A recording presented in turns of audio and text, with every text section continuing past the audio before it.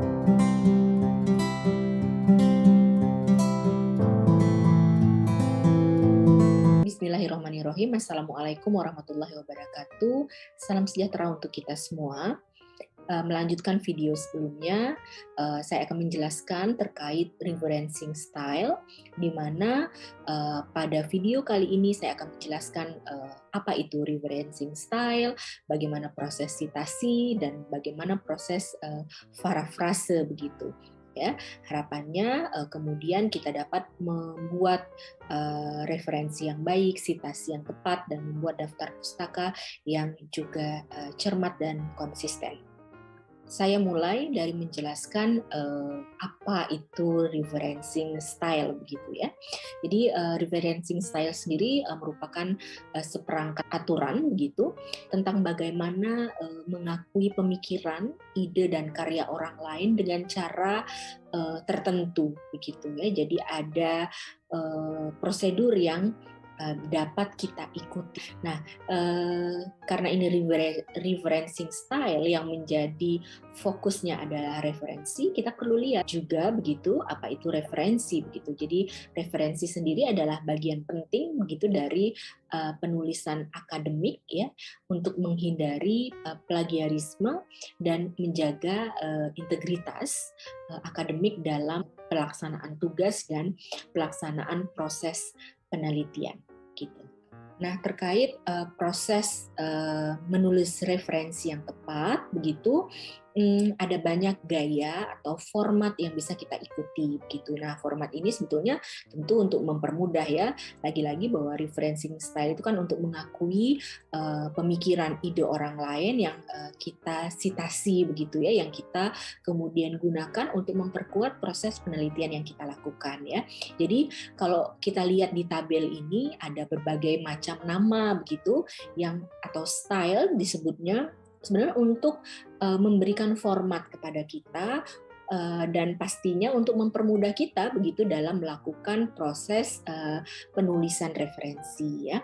Nah, di sini kita bisa lihat ada mulai dari style ACS gitu ya, American Chemical Society, kemudian ada AGLC gitu, AGLC, Australian Guide to Legal Citation, ada Vancouver, ada MLA, ada IEEE, ada EPA dan lain sebagainya. Nah, dari semua style ini tidak semua harus kita gunakan ya, kita hanya cukup memilih satu saja dan harapannya konsisten mulai dari penulisan di awal hingga di akhir begitu. Ya, jadi ini masing-masing style ini mengatur proses menulis, misalnya ketika kita mengutip sebuah jurnal, mengutip sebuah buku begitu ya, atau kemudian bagaimana jika penulisnya adalah satu orang, lebih dari dua orang, atau bagaimana jurnal atau tulisan-tulisan atau publikasi-publikasi yang dituliskan dalam bentuk majalah, dalam bentuk buku, dalam bentuk website dan lain sebagainya. Nah, semua telah diatur oleh masing-masing style yang ada di sini begitu. Jadi kita tinggal mengikuti saja, mengambil salah satunya dan membuatnya menjadi konsisten gitu. Nah, pada slide ini saya ingin memberikan gambaran kepada Anda semua begitu ya, bagaimana proses meletakkan nama yang kita citasi begitu ya. Nah, ini ada dalam sebuah introduction dan sebuah literatur review begitu ya. Kita bisa lihat berbagai macam cara, tetapi ingat bahwa kita tentukan style mana yang kita pakai. Misalnya kita gunakan APA misalnya apa gitu ya. Anda cek APA itu apa di tabel pada slide saya sebelumnya. Nah, di introduction misalnya saya menggunakan identitas EMF diikuti oleh tahun begitu dan ada huruf A begitu. Nah, itu artinya tentu ada artinya begitu ya. Nah, terus kemudian tanggal di tahun yang sama dengan nama yang sama itu punya lebih dari satu begitu. Nah, kemudian berikutnya kalau lebih dari satu penulis bagaimana Anda juga bisa lihat di situ. Kemudian yang lebih dari 2 orang bagaimana proses menulisnya, dan ini semuanya tinggal kita cek di masing-masing style yang kita adopsi. Nah, Anda juga bisa lihat di sebelah kanannya kalau misalnya kita ya melihat dari tulisan orang lain untuk tulisan orang yang lain di dalamnya bagaimana itu ada, misalnya ada, perhatikan di sebelah atas ada Knies et al.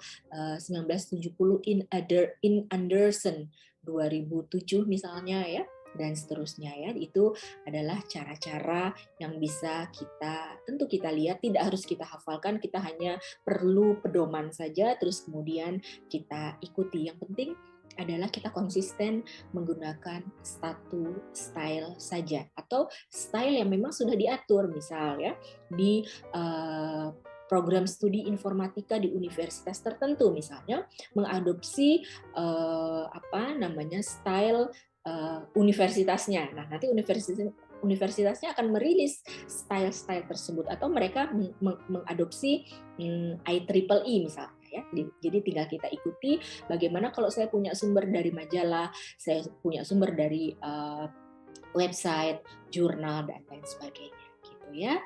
Selanjutnya saya akan menjelaskan apa yang lebih spesifik begitu. Kalau ini kan saya menjelaskan terkait konteks ya, dalam konteks mensitasi seseorang begitu. Nah, bagaimana kemudian nanti tulisan-tulisan ini dibuat dalam sebuah daftar pustaka misalnya ya, dan seterusnya nanti akan saya jelaskan juga pada slide berikutnya. Nah, dapat kita lihat di sini, ini adalah contoh penulisan daftar pustaka ya, dari sumber-sumber yang kita ambil.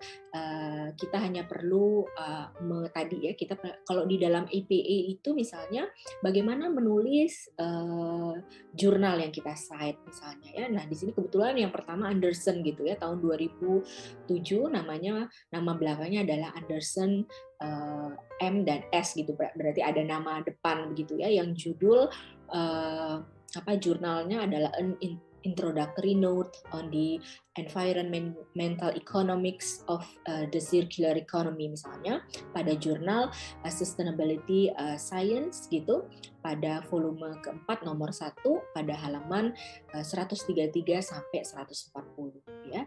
Jadi Anda bisa cek juga nih, misalnya Anda hanya tahu Anderson dengan satu judul tertentu, detailnya di mana Anda bisa lihat di misalnya salah satunya di Google Scholar, Anda cek namanya dengan judul seperti ini, mungkin ada detailnya ya yang sudah terdokumentasi, jadi Anda bisa tahu identitas yang lain.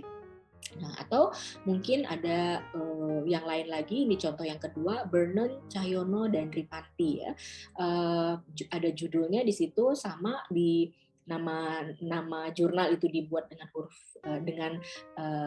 dimiringkan gitu, jadi konsisten begitu dan seterusnya. Nah, ini kebetulan saya mencontohkan yang orangnya lebih dari 2 begitu ya, lebih dari 2. Walaupun ada 10, kita tetap harus menulis 10-10-nya. Kalau di body dalam tulisan kita hanya menulis nama pertama begitu dan et al begitu ya. Tetapi kalau di daftar pustaka ya, kalau ada 2 ya ditulis 2, kalau 1 ya 1, kalau 10 ya 10 begitu ya, dan seterusnya ya. Kalau yang buku Anda bisa lihat yang nomor 3 ya, di situ dijelaskan gitu, ada misalnya Lambert dan Stock ya dengan judul buku Strategic Logistics Management pada edisi ketiga ya, di kota Homewood gitu ya, yang dicetak oleh Richard D. Irwin misalnya ya, dan seterusnya. Atau di bawahnya ada proceeding gitu ya, bentuknya proceeding. Dari mana saya tahu? Ada tempat di situ, ada tempat, terus nama conference-nya ya, dan seterusnya.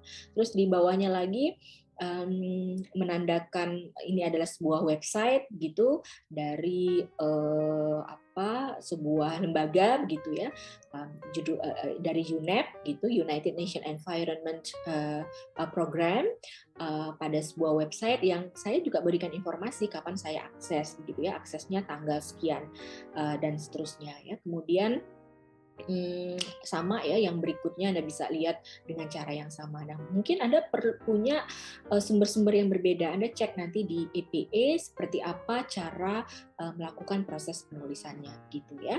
Nah, di sini bisa kita lihat misalnya sumber EPA itu seperti apa mengaturnya. Nah, saya mencoba mencari pada website begitu, apa itu EPA gitu ya. Kemudian nanti diatur nih oleh EPA bagaimana menulis kalau buku dan seterusnya. Ini sumber nanti dia akan jelaskan secara detail gitu.